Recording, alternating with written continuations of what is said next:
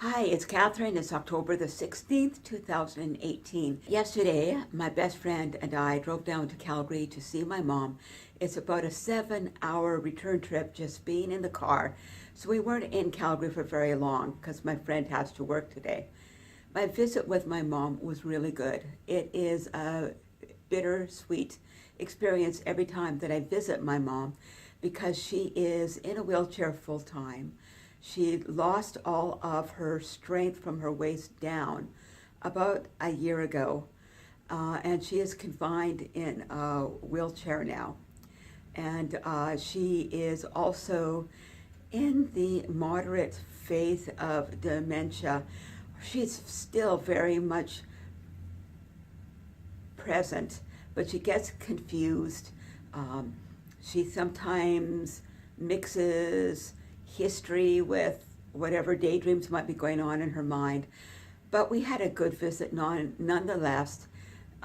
My mom really loves my friend, and so they had a really good visit as well. We dropped off at my sister's place on the way home, and we had to have one of those really hard conversations that children of elderly parents have to have.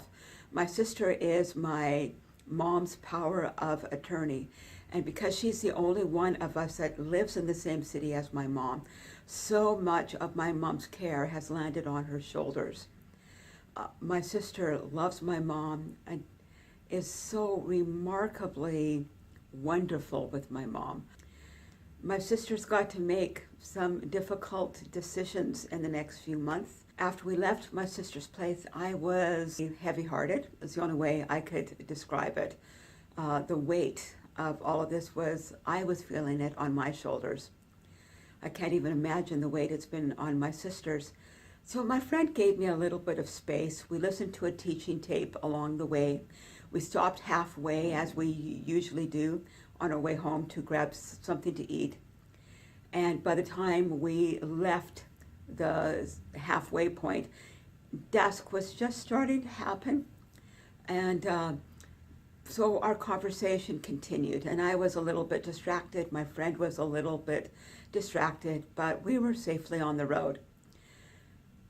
As it got darker and darker, the lights of the other cars, we could really see them a lot more. And a trucker suddenly appeared behind us, and he was flashing his lights, and he was coming pretty close to my friend. And my friend, I didn't notice it at first, but my friend could see it through the rear view mirror, and she said, "This guy is really harassing me. He's right behind me, and those lights are really kind of blinding me."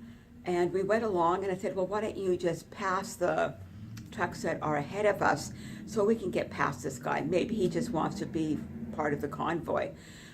Well, sure enough, this trucker pressed in against us again. Oh, well, he wasn't so close to us that he was going to cause an accident. I don't know who it dawned on first, but we realized that this guy had been following us for at least 5 kilometers. That's about 3 miles. Trying to get our attention because my friend didn't have her lights on. So this guy that we presumed was just being a jerk was actually doing his best to keep us safe and to warn us of the danger that we were not only to ourselves, but to everybody else on that side of the highway by us not having our lights on.